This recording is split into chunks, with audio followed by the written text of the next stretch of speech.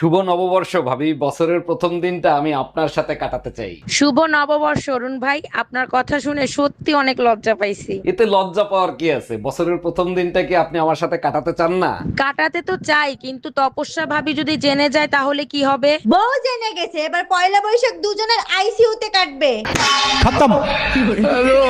বলো বউ জিন্দাবাদ। বউ জিন্দাবাদ। এবার বলো শ্বশুর শাশুড়ি জিন্দাবাদ। শ্বশুর শাশুড়ি জিন্দাবাদ। আশেপাশের ভাবিরা মুর্দাবাদ। খবরদার, তুমি জিন্দাবাদ তাতে আমার সমস্যা নাই, তোমার বাবা মা জিন্দাবাদ তাতে আমার সমস্যা নাই, আশপাশের ভাবিরা জিন্দাবাদ ছিল, জিন্দাবাদ আছে, জিন্দাবাদ থাকবে। দোস্ত, আজ কবরস্থানত থেকে কবর জিয়ারত করে বাড়াচ্ছি, ঠিক উনকা টাইমে দেখি পাশের এক কবরের ধারত এক লোক বস থেকে মাথা ঠুকাচ্ছে আর কান্দিচ্ছে আর করছে, তুমি কেন মরে গেলে, তুমি কেন মরে গেলে, তুমি কেন মরে গেলে। ওই কান্দা দেখে আমি থাকবার না পারে তার কাছে যা কোনো ভাই, আপনাকে আমি বিরক্ত করবার চাই না, কিন্তু জিঙ্কা করে আপনি কান্দিচ্ছেন, ইনকা করে আমি কোনো বেটা ছিল আজ পর্যন্ত কান্না দেখিনি। তা কার জন্য কান্দিচ্ছেন ভাই? আপনি মাও না আপনার বাচ্চা? ওই লোক মিচ্ছানার জন্য কান্না থামে বড় একটা নিঃশ্বাস ফেলে হামাক করছে। ভাই, এই কবর হচ্ছে আমার বউয়ের প্রথম স্বামীর।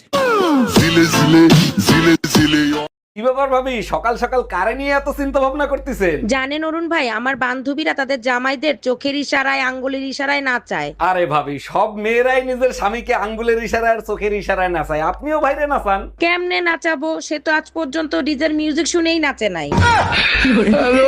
আমি যে মেয়ে ভালোবাসি না দোস্ত, ওই মেয়ে তো আমাকে বিয়ে করেনি, আমাকে ছেড়ে চলে গেছে দোস্ত। আমি খুব কষ্টে আছি রে। কে তুই কোসনি তোর চাচা কোটিপতি? হ্যাঁ দোস্ত, কষি। তাও তোকে ছাড়ে গেল। ওই কথা কর জন্য আজ ওই আমার চাষি হয়। যাক, ভাগ্য ভালো তুই কোসনি যে তোর বাপ কোটিপতি। তোমার যন্ত্রণায় আমি অতিষ্ঠ হয়ে গেছি, এত সন্দেহ কেন করো? আমার ভালোবাসা তুমি অন্য কাউরে দান করবা আর আমি চুপচাপ বসে থাকবো? আচ্ছা ঠিক আছে, তুমি বলো কি করলে তুমি আমাকে বিশ্বাস করবা? আশেপাশে সব ভাবিদেরকে বোন বানাও, তাইলে আমি বিশ্বাস করব।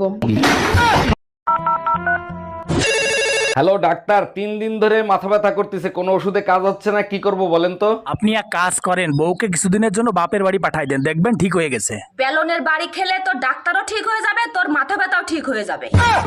এক গবেষণায় প্রমাণিত হয়েছে 95% মেয়েরা মন যাচাই করে প্রেম করতে চায়। গবেষণায় এটাও প্রমাণিত হয়েছে মনের সাথে কিডনি দুটোও যাচাই করে নেয় মেয়েরা। এই কই তুমি শিগগিরই পিছনে দরজা দিয়ে বের হয়ে যাও, তোমার অফিসের বস আসতেছে। বলো কি, তাই নাকি? তাইলে তুমি তাড়াতাড়ি খাটের তলে লুকাও। আমি কেন লুকাবো? তুমি না তোমার মার অসুখের কথা বলে 7 দিনে ছুটি আনছো। আরে না, বউ মারা গেছে সেই কথা বলে ছুটি আনছি।